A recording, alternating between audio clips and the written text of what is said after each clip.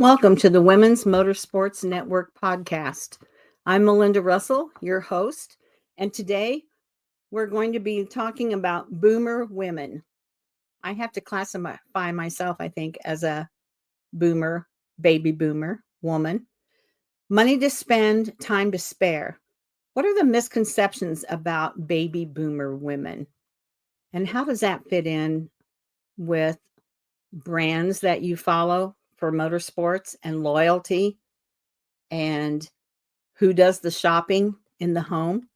So I guess we're going to find out a little bit more about that. So imagine a group of women who control trillions with a T in wealth, spend billions with a B on themselves, and have the free time to enjoy it. Surprise, we're talking about female baby boomers. These ladies, roughly ages 60 to 78, yes, I'm in that group, are shattering stereotypes. Their hair may be silver or white like mine, but their spending power is pure gold. In today's episode, let's dive into how boomer women are the ultimate under the radar power players and why advertisers are finally taking notice. So here's some things that I think are interesting to know. Spending power and wealth. Female boomers hold a massive share of wealth and discretionary income, making them a formidable consumer force. Free time and lifestyle. Many are retired or semi-retired, giving them more free time than younger folks, and they're using it for travel, hobbies, and shopping. Advertisers' perspective. Historically overlooked by marketing, the ad world has been youth-obsessed. Older women haven't felt represented, but that's starting to change as brands wake up to this lucrative demographic. Myth-busting facts. We'll debunk myths about tech shyness, brand loyalty, and spending habits, with data showing boomer women are savvier and more adventurous than many think. Witty insights. Fun commentary on how grandma becomes every marketer's dream customer and why nobody should call them grandma in an ad. So stats and sources. Wealth ownership. Baby boomers hold roughly half of all U.S. household wealth, about $80 trillion. By 2030, women, who are often widows by then, are projected to control much of the $30 trillion in wealth that boomers will pass on to their families. In short, a lot of money is in the boomer woman's hands or headed their way. Discretionary income. Boomer women control over 50% of the U.S. discretionary income and about 75% of the nation's financial wealth. They're literally the CFOs of their families and futures. Spending power. U.S. baby boomers wield an estimated $2.6 trillion in buying power and spend nearly $2.5 trillion annually, second only to the peak spending Gen X. Globally, boomers aged 61 to 79 account for about 20.8% of consumer spending, or 5 to 6 trillion a year. Female boomer spending. Once the kids' college bills are paid, women 50 and over spend 2.5 times more than the average person. For example, boomer women splash out upward of $20 billion each year on clothing, proving you can be 70 and still slay it at the mall. Free time galore. Retired boomers enjoy significantly more leisure time. Americans aged 65 to 74 have about 6.7 hours of leisure time per day versus less than 4 hours for 35 to 44-year-olds. Those 75 and overs clock in at almost 8 hours of leisure a day. Plenty of time to shop, travel, scroll, and go to the racetrack. Travel and leisure spending. With time and money to spare, boomers are traveling a lot. They take around 3 to 4 leisure trips per year and collectively spend $157 billion annually on travel. In fact, boomers make up an outsized share of the travel market, They're not just visiting the grandkids, they're out seeing the world. Digital adoption. Don't think they're stuck offline. 68% of boomers own a smartphone, and the majority use social media. Almost 40% of boomers' Visa card purchases happen online with no physical card swipe, like Amazon and Instacart. Advertising reach. Despite their clout, only 10% of boomers feel represented in ads they see. They also have the lowest ad liking rate of any generation.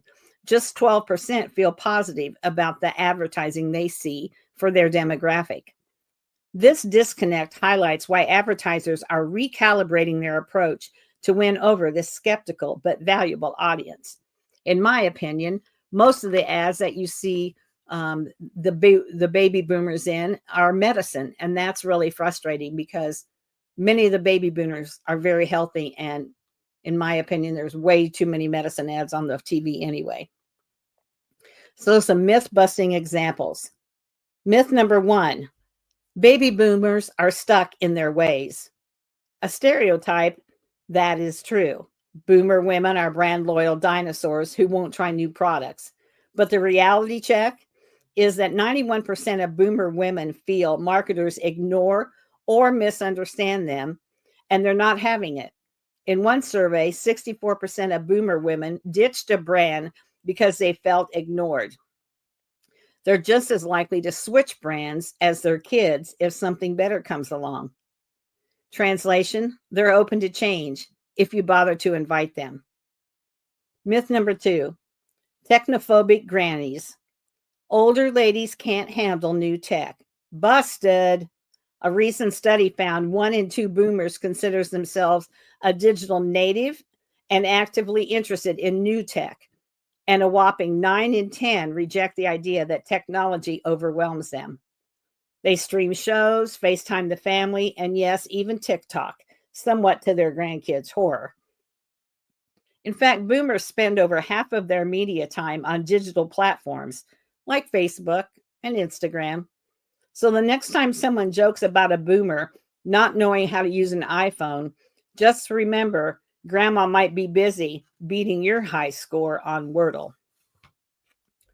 Myth number 3, no money, no market. The old assumption is that seniors are on fixed incomes and pinch pennies. Advertisers thought chasing youth was more profitable. But in reality, boomer women are loaded compared to younger cohorts. They own homes, have savings, and control trillions in assets and spending.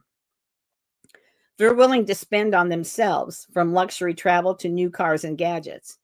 They're even the primary buyers for big ticket items like cars, computers, and financial services in many households.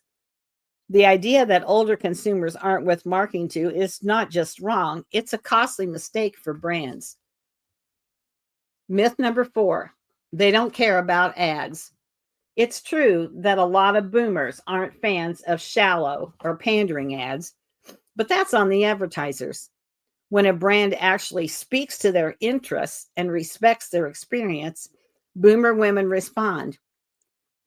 Examples like Dove's pro-age beauty campaigns, L'Oreal featuring actresses like Helen Mirren, who's 78, as a spokeswoman, or fashion brands like Eileen Fisher designing with older women in mind. These campaigns say, "We see you," instead of ignoring them. The result? Loyalty and dollars. The invisible gold mine of boomer women is becoming more visible to savvy marketers who bust their own myths. And there you have it, the fabulous, underestimated world of female baby boomers. These women are wealthy, wise, and have plenty of time to wield both attributes. As consumers, they're changing the game, forcing brands to up their game or get left behind. So the next time you see an ad with a vibrant 70-year-old boss lady, you'll know why. It's about time the market caught up with reality. Boomer women aren't just getting it, they never lost it in the first place. In closing, the reason I shared this article is because women have such a hard time getting sponsors in motorsports. And I know it's not easy for anyone, but it's especially difficult for women. And what major brands don't understand is that women are loyal. They are the buying power in the home. As this says, older women have the discretionary income. And so I wanted to share this because if you're going out to talk to a sponsor, potential sponsor, you might say to them or show them this article that says, hey, women are the buying power in the house and they are loyal. And if I see a brand on a race car, it makes me want to be loyal to that brand, to purchase that brand, at least give it a try, because they're supporting a sport that I love. And when I know that these race teams have to go out and get these sponsors, it's not like the NBA or football. You don't see the football players going out and getting a sponsor to promote them on the field. Oh no, they get paid big bucks and they don't have to do any of that. And so that's what I wanted to share with you today about that. Advertisers, products, especially mainstream products that women are using and purchasing, need to understand that we are in the market for brands that we like and brands that are loyal to the things that we are loyal to, such as racing. So hopefully you enjoyed this, and thanks for listening. I'll see you at the track.